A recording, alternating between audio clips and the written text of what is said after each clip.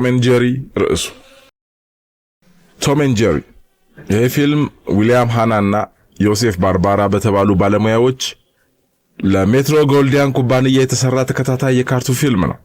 የቤት ውስጥ ድመት በሆነው በቶምና በተንኮለኛው አይጥ በጄሪ መካከል የማያቋርጥ ቅንቃኔና ጠላትነት እየተቀጣጠለ የሚሄደው ይሄ ፊልም አስገራሚም አስቂኝም ነው።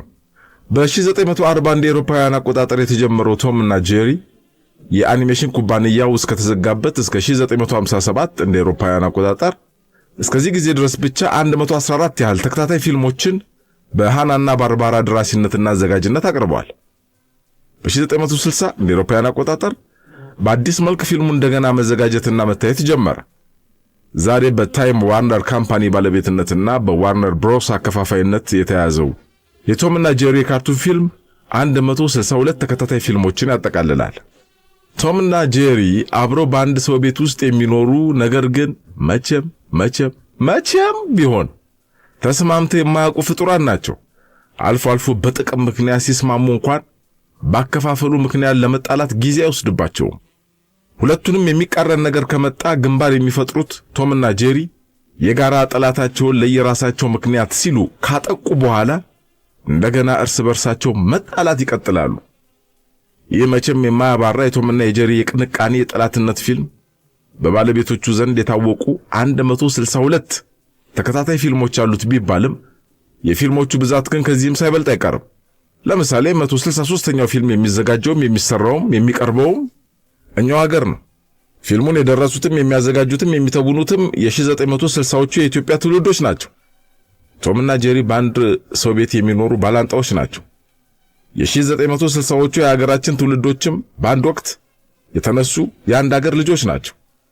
የተነሱበት ዓላማም ተመሳሳይ ነው። እነርሱ በሚያስቡት መንገድ ብቻ ሀገሪቱን ማሳደግ። የርዕዮተ ዓለማቸውን ቤቱ ተመሳሳይ ነው። ያም የብዕር ስሙ ይለያይ እንጂ ከኮሚዩኒስታዊ አስተሳሰብ አይዘለም። ዘር፣ ትግልና ግንባር ይወዳሉ። ዛሬ በሀገሪቱ የወዲህም ሆነ የወዲያ ጎራ በድጋፍም ሆነ በተቃውሞ በሀገር ውስጥም ሆነ በዲያስፖራ የሚገኙ የፖለቲካውና የቤተ እምነቱን መዘውር የሚዘውሩ አካላት በአንድም ሆነ በሌላ መንገድ ከ1960 እስከ 1970 ዓመተ ምህረት ባለው ጊዜ ውስጥ የተነሱ በዚያ ዘመን የነበሩ የፖለቲካ አስተሳሰቦች የተማረኩ የዚያን ዘመን የፖለቲካ አመለካከቶችን ሲያቀነቅኑ የነበሩ ናቸው። ወይ አፓ፣ ወይ ኢዲዩ፣ ወይ መኢሶን፣ ወይ ሰፓ፣ ወይ ኢጫአት፣ ወይ የተማሪዎች ንቅናቄ፣ ወይ የሰራተኞች ንቅናቄ፣ የላብ አደር ፓርቲ፣ ኤማሌር፣ ሰደድ፣ አረስንቱ እዚህ ውስጥ ገብተው ሲቆራቆሱና ሲተረማመሱ አንዱ ሌላውን ለማጥቃት ቀይ ሽብር፣ ነጭ ሽብር ሲያካሂዱ አብዮታዊ እርምጃ ሲወስዱና ተቀናቃኞቻቸውን አብዮታዊ ሞት ሲመቱ የነበሩ ናቸው። በውይይት ክበብ፣ በማሌ ጥናት፣ በስብሰባ አካሄድ፣ በፓርቲ አመሰራረት ጭቁኑን ሕዝብ በማታገል መርህ አልስማማ ብለው ወይ ተጣልተዋል፣ ወይ ተኳርፈዋል፣ ወይ ተለያይተዋል፣ ወይ ተፈላልገዋል፣ ወይ ቂም ተያይዘዋል፣ ወይ ጥርስ ተነካክሰዋል።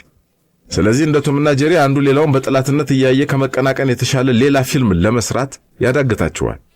ጌታዬ የምጠላው ወይ የምቃወመው አታሳጣኝ ብለው የተሳሉ ይመስል ያለ ጠላት መኖር አይችሉም። አንዳንድ ጊዜ ቶም ድሮ ጄሪ ያደረገችበትን ተንኮል ፊልሙን መልሶ እያየ ይበሳጫል። ከመበሳጨትም አልፎ ለመበቀል እርሷን ፍለጋ ይሄዳል። እነዚህም ከ66 እስከ 70 ዓመተ ምህረት የተቀረጸውን የደም መፋሰስ ፊልም ደጋግመው እያዩ አንዱ ሌላውን በኋላ ታሪኩ ምክንያት ለማጥቃት ይፈላለጋሉ። 162 ፊልሞች ሲሰሩ ቶምም ሆነ ጄሪ አሁንም የፊልሙ ዋነኛ ተዋናዮች ናቸው። አልተቀየሩም። ከ1940 እስከ 2009 ፊልሙን የሚሰሩት ቶምና ጄሪ ናቸው። አልተለዋወጡም።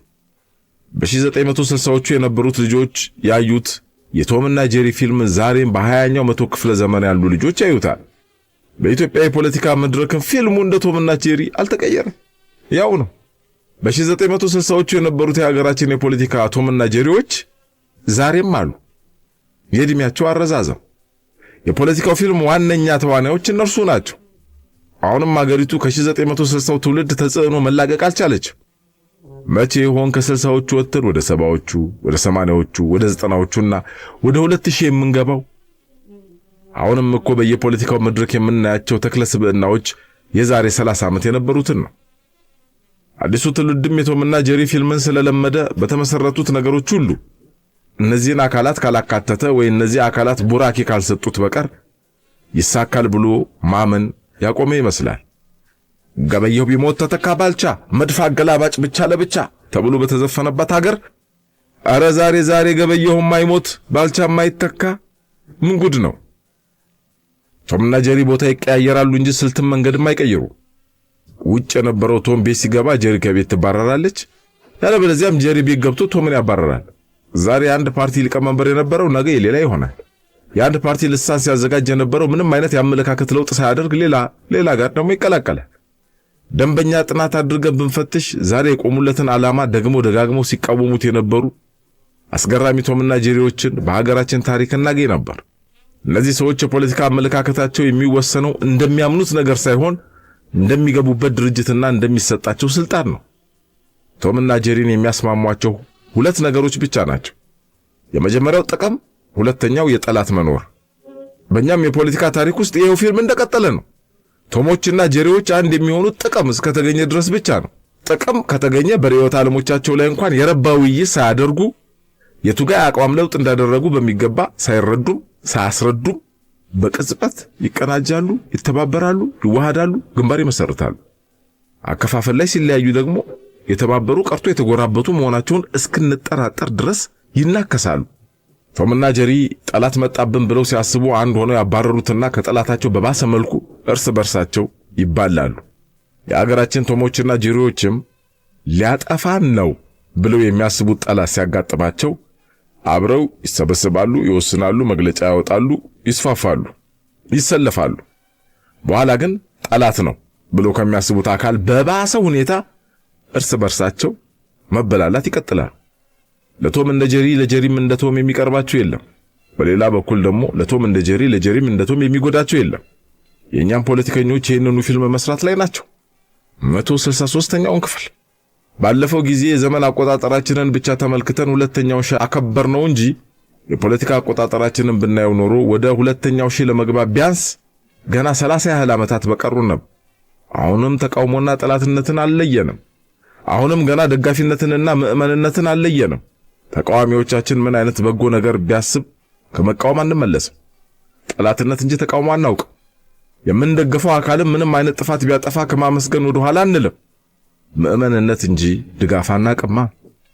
አይ ቶምና ጄሪ ሰሞኑን እዚህ ኔዘርላንድ በአንዳች ምክንያት የተጣሉ ሁለት ኢትዮጵያውያን ጎራዎችን ለማስታረቅ የተሰየሙ የሀገር ሽማግሌዎች አሉኝን እዚህ ላይ ቢጠቅሰው እንዴት ጥሩ ነው። አንደኛው ወገን ከሌላው ወገን ጋር ለመታረቅ በቅድመ ሁኔታነት 15 ነጥቦችን ያስቀምጣል። 15 ሽማግሌዎችም ይህንኑ ይዘው ወደዛኛው ጎራ ሄዱና ጉዳዩን ያቀርባሉ። እነዛኞቹ ቡድኖች ከተወያዩ በኋላ 15ቱን ነጥቦች በሙሉ እንቀበላለን ብለው መልስ ይሰጣሉ። ሽማግሌዎችም ድካማቸው ፍሬ በማፍራቱ ተደስተው ወደዚህኛዎቹ ሄዱና እነዚያኞቹ በሐሳባቸው ሙሉ በሙሉ ተስማምተዋል ይላቸዋል። ሰዎቹም አላመኑም። 15ቱንም ተቀበሉት ይላሉ። አዎን ሁሉንም ተቀብለዋል። እንዴት አንድ ሁለቱን እንኳን አልተቃወሙ? አንዳች ነገር ቢያስቡ ነው። አንዳች ነገርም አስበዋል። እንዲያውም አንታረቅ ብለው እርፍ። እውነታቸውን ቶምና ጄሪ አይደሉ። አንዳች የሚያጣላ የሚያቆራቁስ ለፓልቶክ ለዌብሳይትና ለወሬ የሚሆን የጠብ መነሻ ማያስፈልጋቸዋል እኮ። ተስማምተው ከሰሩ ምን ሊወጣቸው? በኋላ በምን ተለያየን ሊሉ ነው።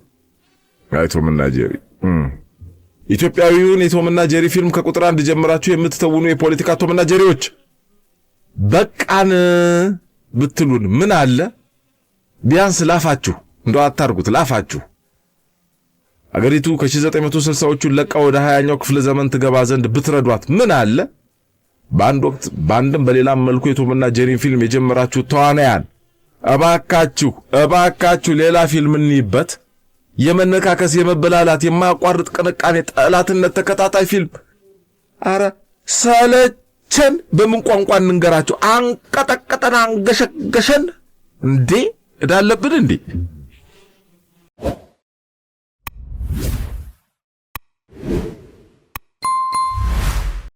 በመኖር በኩል አድሃኖም ምትኩ ጸሐፊው ነው። እንጨዋወት። ከነቢዩ አባት ጋር ስንዋደድ 19 ዓመቴ ነበር። 7 ወር ሙሉ ተዋደደን። ዓለም ላይ ብቻችንን እንዳለን ሁሉ የራሳችን ስሜት አስተናገደን። አሁን ይናፍቀኛል። አሁን አግኝቶኝ ትንሽ ቆይቶ ሲያገኘኝ ወር እንዳላገኘኝ አይነት ያቅፈኛል፣ ይሸከመኛል፣ ያቀብጠኛል። 7 ወር እንደከነፍን ዓለም ላይ እኔና እሱ ብቻ ነን ያለነው አለን። ምድር ላይ እንደኛ የሚዋደድ ማን አለ አለን። ቤተሰቦቼ ተቆጡኝ፣ መቱኝ፣ ገሰጹኝ። አልሰማልኩ። ተደብቄ እሱ ጋር ነኝ፣ ተመትቼ እሱ ጋር ነኝ። መከልከል ፍላጎትን ያነራል። ክልከላ፣ አፍላ ዕድሜ፣ ልጅነት ከሽብሩ ውጭ አላሳያለኝ። ከነፍን ጸነስኩ። መጸነሴን ስነግረው ሽብሩ ሌላ ሰው ሆነ። አለዋወጡ ተአምር ነበር። እንደ ጴጥሮስ እንደማያቀኝ ሆነ።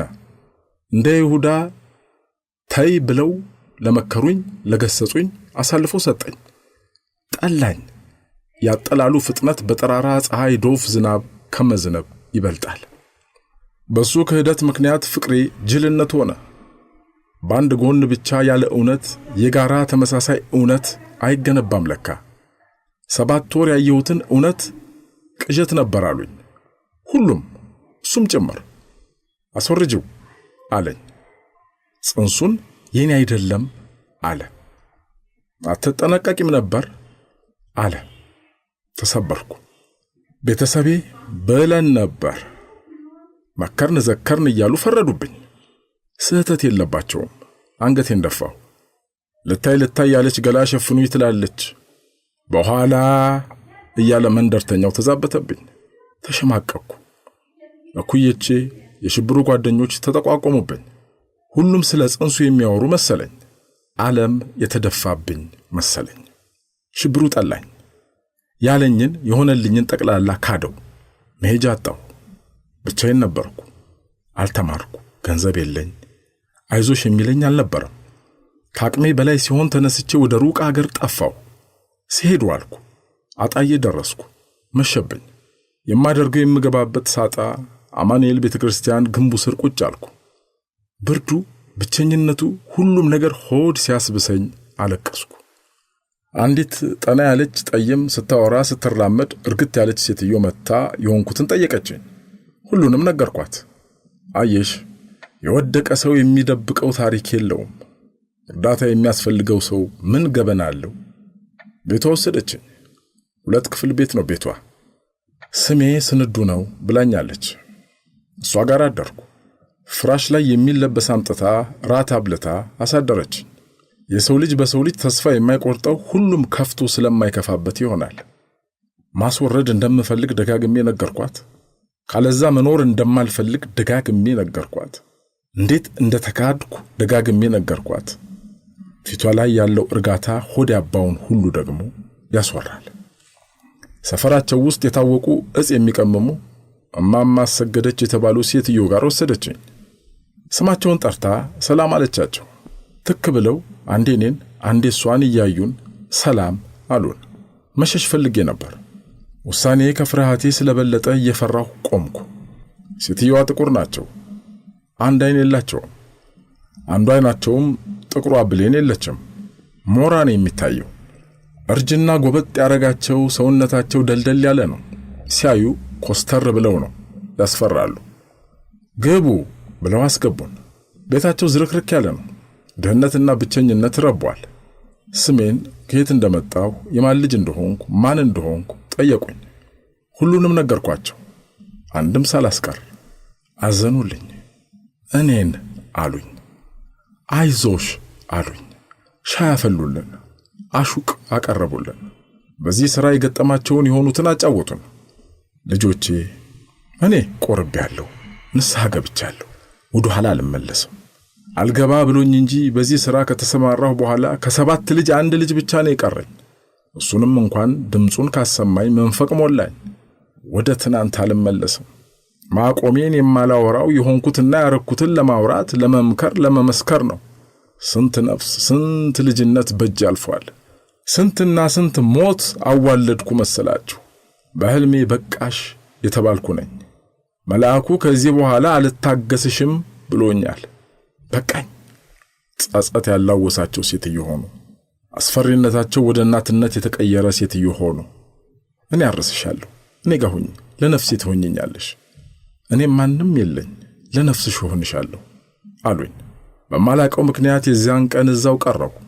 እማማ አሰገደች ጋር ቀረሁ። ነብዩ ተወለደ። እማማ አሰገደች አረሱኝ። እናትና ልጅ ሆነን። ከ2 ዓመት በኋላ ልጃቸው ከውትድርና መጣ። ተግባባን። እማማ አሰገደችም መንኩሰው ገዳም ገቡ። ልጃቸው ጋር ተዋደደን። ልጄን እንደ ልጁ ወደደልኝ። መልከ መልካም ትሁት ሰው ነበር። ከገረመው ጋር 3 ጣፋጭ ዓመታት እንደኖርን አንቺ የ2 ዓመት ልጅ ሆነሽ ድንገት ድክምክም አለብኝ። ሐኪም ጋር ስንሄድ ዶክተሮቹ በጣም ዘገያችሁ፣ ወባ ናት አሉ። ከታንክ የተወረወረ ጥይት፣ ከአየር የተለቀቀ ፈንጅ፣ ለግንባር የተሰደደ ባሩድ ሳይገድለው ጦር ሜዳ ሳይሞት የመጣው ባሌ አንዲት ትንሽ ትንኝ ነድፋው ሞተ። ዓለም ግርምቢጥ ነች አይደል? ካረር የተረፈ ባሌ በወባ ተሸነፈ። አንዲት ትንኝ አቅም ኖሯት አሌታ የምታሳጣ አይመስለኝም ነበር። ገረመ ሞተብኝ። ቁርጥ አንቺን ነበር የሚመስለው። የኔ ዘንካታ ሞተብኝ። ባሌን የሚያከብረኝ መሸሸጊያዬን የልጅን አባት በ25 ዓመት የቀበርኩ። አየሽ እኔ በዚች ባንቺ ዕድሜ ባሏን በድንገተኛ ሞት ያጣች የ2 ልጆች እናት ነበርኩ። አይኔ ያየ ግብአተ መሬቱ ተፈጸመ። ገረመውን ባገኘሁበት መከራና ደስታን ባየሁበት ቤት መቆየት ሲከብደኝ ልጆቼን ይዤ አጣየን ጥዬ ደሴ መጣሁ። ይሄው እስካሁን እዚህ ያለሁ። ሐዘኔን፣ ብቸኝነትን፣ ኑሮን በ25 ዓመቴ ከ2 ልጆቼ ጋር ታገለኝ። 2 ልጆች አደጉልኝ። ሰነፍ እናት፣ የተሰበረች እናት፣ የምታለቀስ እናት፣ አይ እድሌ የምትል እናት አይተሽ ታውቂያለሽ? መከዳትን አውቀዋለሁ። አለመፈለግን አውቀዋለሁ። መላመድን አውቀዋለሁ። የፍቅርን ጠረን አውቀዋለሁ። መቸገርን፣ ሌላውንም በመኖር በኩል አውቀዋለሁ። ግን አንቺ አንቺም እህቴ እወቂ፣ ከዚህ ሁሉ በላይ ነሽ። ልድገምልሽ፣ ከነዚህ ሁሉ ችግሮች በላይ ነሽ። አንቺ የተከበርሽ ነሽ። አይዞሽ።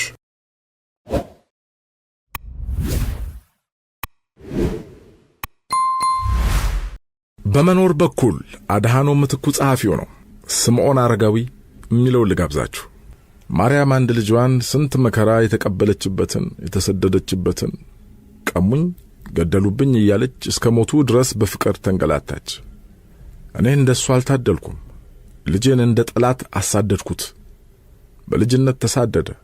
አንድ ልጄን ያለኝን ሁሉ የተቀማውበትን ልጄን ጠላሁት። እድሜ እንዴት ነው የሚበረው? ይችን ዓመት ለመኖር ነው ያ ሁሉ ነፍስ ግቢ ነፍስ ውጪ።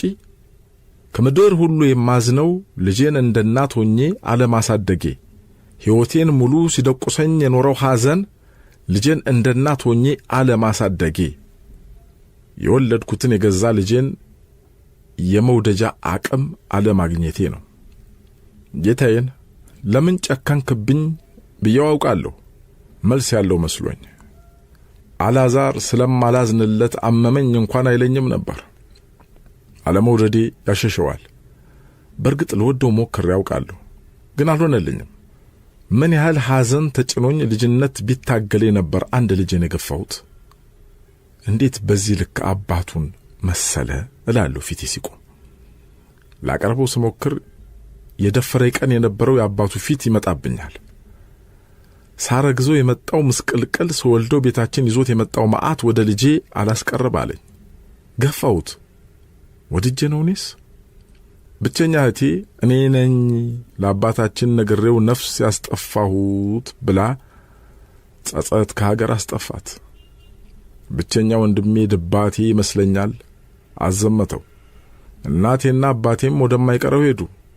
ወንድሜን እህቴን የበላ ጅብ ሳይጮህ እድሜ ማምሻ ላይ ደረስኩ። ተመስገን ብሎ ጌታ ራሱ ፈገግ አይልም? ምንድነው ከእድሜ በላይ ያስረጀኝ? ለምንድነው የስሜት አውታሮቼ ሁሉ ለማርጀት የተቻኮሉት? የሆነብኝን መቀበል ስላልቻልኩ ነው? የበደሉኝን ይቅር ስላላልኩ ነው? ከራሴ ጋር ስላልታረቅኩ ትላንትን መሻገር ባለመቻሌ ነው? ለራሴ ለበደሉኝ ለሆነ ሁሉ ሆነ ብዬ አለመቀበሌ ነው? በእኔ ዕድሜ ፊቴ በዚህ ደረጃ ጭርምትምት ማለት ነበረበት? ይሆና አባቴ እስር ቤት እያለ ለመጠየቅና ምግብ ለማድረስ ሁል ጊዜ የሚሄደው ብቻዬን ነበር። ልጁን ቤት እናቴ ጋር ጥየው እወጣለሁ። አንድ ቀን ለምን ይዘሽው አትወጪም ብሎ ጠየቀኝ። ምንም አልመለስኩለትም። ግን በተደጋጋሚ ልጁን አምጥቼ እንዳሳየው ጥያቄው ሲበዛብኝ ይዤው ሄድኩኝ። የገረመኝ አባቴ ልጁን ሲያየው አልጠላውም። እንዲያውም የወደደው ይመስለኛል። እንኳንም ወለድሽው ሸበላ ነው አለኝ። ዝም አልኩት። ስሙን አልዓዛር በይው ብሎ ስም ያወጣለት እሱ ነው። ከዛ በፊት ለልጁ ስም አስቤ አላቅም ነበር። እርሜን ስላላወጣው ዛሬም በጭላንጭል ተስፋ ጠብቃቸዋለሁ። አባቴ እናቴ በሞተች በ2 ወሩ ነው የሞተው። እናቴ ሞተች ጊዜ በፖሊስ ታጅቦ ቀበረ። አለቃቀሱ፣ ፊቱ፣ እርጅናው ከሷ በላይ ያሳዝን ነበር። ሲሞት እንኳን እናቴ ሊቀብር መጥቶ እንዳዘንኩት ሐዘን አልተሰማኝም። በመጠበቅ ህመም የተቸነከርኩ ሰው ነኝ። እህቴን ወንድሜን ስጠብቅ ኖርኩ። አሁን አልዓዛርና ሞትን አልጋ ላይ ሆኜ መጠበቅ ከጀመርኩ 3 ዓመት ሞላኝ። ይቅርታ እንድለው ቤቱን እንዲወርስ ምን እንዳሳለፍኩ ምን እንደሆንኩ እንዳጫውተው ልጄን በፈልገው አልመጣም አለ። ሸሸኝ። አልፈርድበትም። ቢመጣም ከኔ የሚያቀው መገፋትን ብቻ ነውና ወደሚገፋው ማን ተመልሶ ይመጣል? ሰላም እንደሆነ ሀብታም እንደሆነ እንዳማረበት ይነግሩኛል። አምጡልኝ ብል እምቢኝ አላሉ ይሉኛል። ይሁና እንኳን አማረበት፣ እንኳን ሜዳ ላይ እንደተውኩት ሜዳ ላይ አልቀረ። ይሁን ለእናት ከልጇ ስኬት በላይ በረከት የለም። እናት ሳልሆነው ልጅ ካልሆነኝ አይባል። በርግጥ የትና የት የሚያክል መከራ ካስተናገድኩ በኋላ ምድርን ልሰናበታት ነው። ተመስገን። በመጽሐፍ ቅዱስ ውስጥ ስምዖን አረጋዊ አለ። ቅድስት በድንግልና ትወልዳለች የሚለውን ተአምር አላምን ብሎ ተአምሩን በዓይኖቹ አይተው እስኪ መሰክሩ ሞት ተከለከለ። ኢየሱስን ሳያይ እንዳይሞት በመንፈስ ተረድቶ ነበር። ኋላም ኢየሱስ ተወልዶ ስምዖን ቤተክርስቲያን ሄዶ ኢየሱስን አቅፎ ስሞ እንግዲህ ዓይኖቼ ማዳንህን አይተዋልና ባሪያህን አሰናብተው አለ። ስምዖን ሞት የተከለከለው በመንፈስ የተነገረውን ተአምር በዓይኑ እስኪያይ ነበር። እኔስ ሞትን ፈልጌው ራሴን እንዳልገድል የማላቀው አይነት ፍርሃት ከልክሎኝ ነበር። ምናልባት አልዓዛር ልቡ ራርቶልኝ ድንገት ቢመጣ፣ ምናልባት ከሀገር የወጣችው ታላቅ እህቴ ሐና ብትመለስልኝ፣ ወንድሜ አቤል ካለበት እኔን ፍለጋ ቢመጣ በሚል ተስፋ ኖርኩ።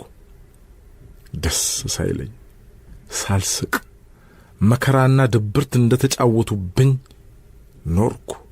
አሰናብተኝ የምለው አጥቼ የትኛውን ክስተት አሳይቶ ሊያስገርመኝ እንደሆነ በልቤ ስጠብቅ ኖርኩ። መጠበቅ ብቻ፣ ማግኘት የሌለው መጠበቅ። ይሁን በርግጥ ተመስገን አልልም። ይሁን